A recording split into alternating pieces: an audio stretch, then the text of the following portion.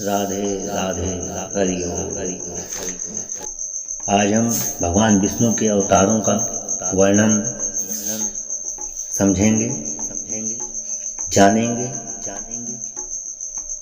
श्रीमद् भागवत महापुराण प्रथम स्कंद तृतीय अध्याय भगवान के अवतारों का वर्णन किया गया है।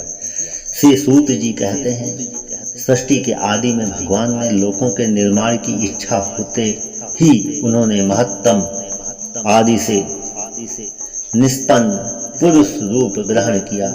उसमें 10 इंद्रियां, 1 मन और 5 भूत, ये 16 कलाएं थी।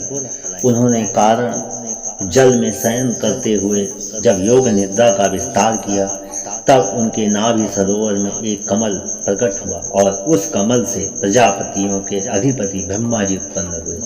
भगवान के उस विराट रूप के अंग प्रत्यंग में ही समस्त लोकों की कल्पना की गई। वह भगवान का विशुद्ध सत्वमय श्रेष्ठ रूप है। भगवान विष्णु के दशावतार। हिंदू धर्म ग्रंथों के अनुसार जब जब धरती पर पाप बढ़ता है, उन पापों को समूल नष्ट करने के लिए भगवान विष्णु खुद इस संसार में अवतार लेते हैं और अपने भक्तों को समस्त दुखों और कष्टों से छुटकारा दिलाते हैं।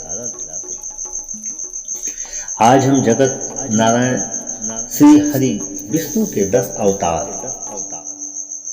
जिसे दशावतार भी कहा जाता है, इसके बारे में जानेंगे। गीता में 4थे अध्याय के श्लोक 7वें और 8वें में भगवान श्री कृष्ण ने कहा है, यदा यदा ही धर्मस्य ग्लानिर्भवति भारत अभ्युत्थानं धर्मस्य तदात्मानं सृजाम्यहम्। इसका मतलब है, हे भारत, जब जब धर्म की हानि होने लगती है और अधर्म बढ़ने लगता है, तब तब मैं स्वयं की रचना करता हूँ और जन्म लेता हूँ। मानव की रक्षा, दुष्टों के विनाश और धर्म की पुनः स्थापना के लिए मैं अलग अलग युगों में अवतरित होता हूँ। पहले 3 अवतार और मत्स्य, कूर्म और वराह प्रथम महायुग में अवतीर्ण हुए। पहला महायुग सतयुग या कृतयुग है। नरसिंह, वामन, परशुराम और राम दूसरे अर्थात त्रेता युग में अवतरित हुए। कृष्ण और बलराम द्वापर युग में अवतरित हुए। इस समय चल रहा है कलयुग। इस समय बुद्ध अवतार का युग है और भागवत पुराण की भविष्यवाणी के आधार पर इस युग के अंत में कल्कि अवतार होगा। इससे अन्याय और अनाचार का अंत होगा और न्याय का शासन होगा, जिससे सत्य युग की फिर से स्थापना होगी। तो आज हम विस्तार से चर्चा करेंगे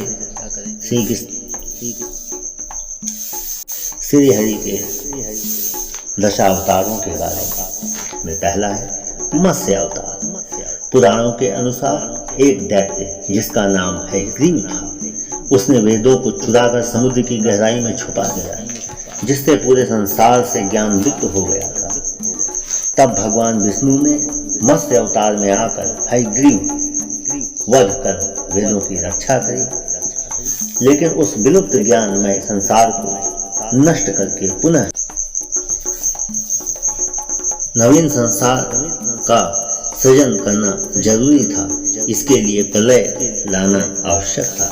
तो भगवान विष्णु जी ने उसी मत्स्य अवतार से मनु की सहायता से सप्तऋषिगण वेदों, पौधों के बीजों व अन्य पशु पक्षी के एक एक जोड़ों को बचाने में मदद की, ताकि उनके द्वारा पुनः नई सृष्टि का निर्माण हो सके। दूसरा अवतार श्री हरि का था कच्छप अवतार।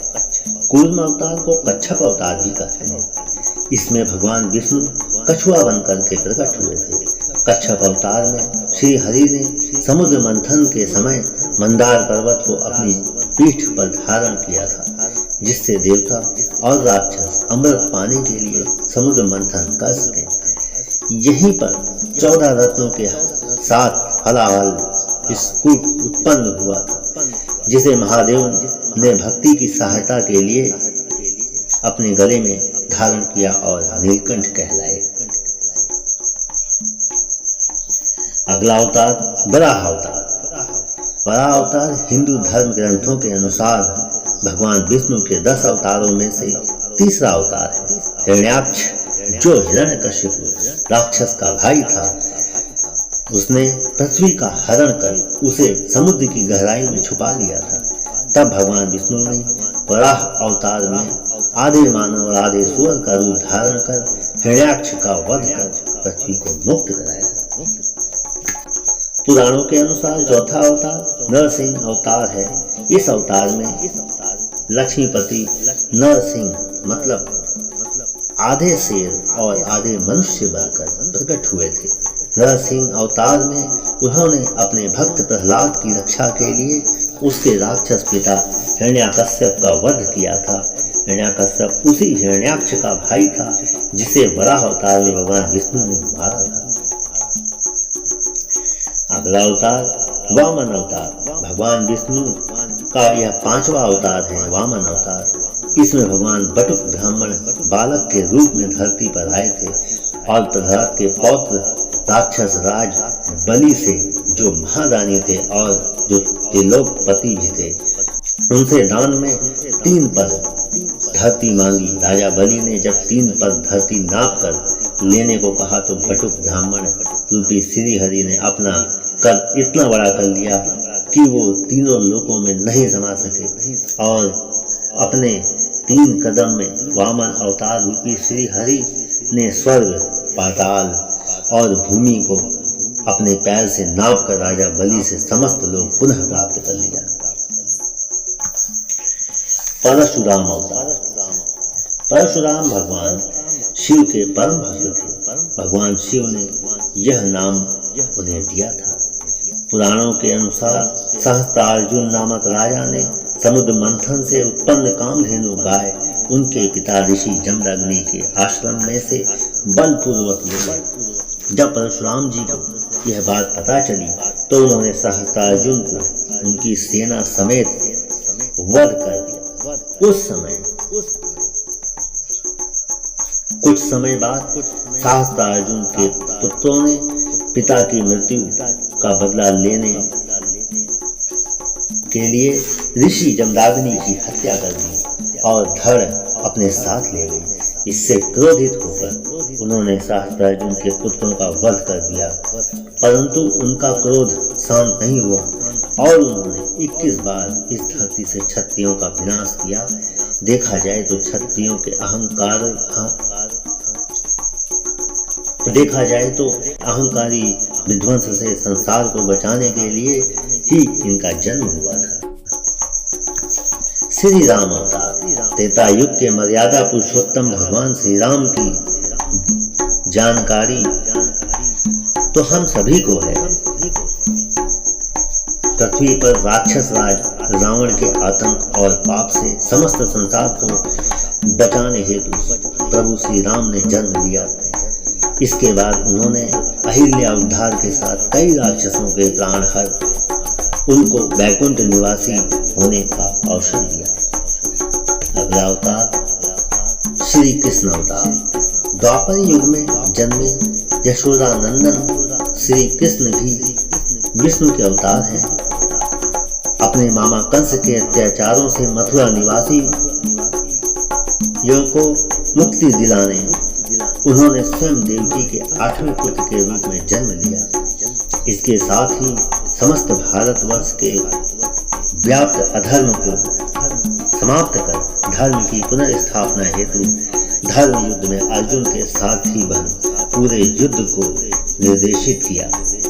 वहीं युद्ध के दौरान अर्जुन के माध्यम से समस्त संसार को कर्म योग की शिक्षा दी, जिसे हम गीता उपदेश भी कहते हैं। अगला अवतार भगवान बुद्ध का अवतार है। बुद्ध को गौतम बुद्ध, महात्मा बुद्ध आदि नामों से भी जाना जाता है। वे संसार प्रसिद्ध बौद्ध धर्म के संस्थापक माने जाते हैं। बौद्ध धर्म का आधार धर्म और दर्शन है। इनका जन्म क्षत्रिय कुल के शाक्य नरेश शुद्धोधन के पुत्र के रूप में हुआ था। इनका नाम सिद्धार्थ रखा गया था। गौतम बुद्ध अपने विवाह के बाद पुत्र राहुल और पत्नी यशोधरा को छोड़ संसार को मोह माया और दुखों से मुक्ति दिलाने के मार्ग पर निकल गए थे। अगला अवतार कल्कि अवतार जो कि अब होगा। कल्कि अवतार को विष्णु का भावी और अंतिम अवतार माना गया है। पौराणिक मान्यता के अनुसार पृथ्वी पर पाप की सीमा पार होने लगेगी, तब दुष्टों के संहार के लिए विष्णु का यह अवतार प्रकट होगा और माता पिता की 5वीं संतान कल्कि यथा समय देवदत्त नाम के घोड़े पर आरूढ़ होकर तलवार से दुष्टों का संहार करेंगे, तब सतयुग का प्रारंभ होगा।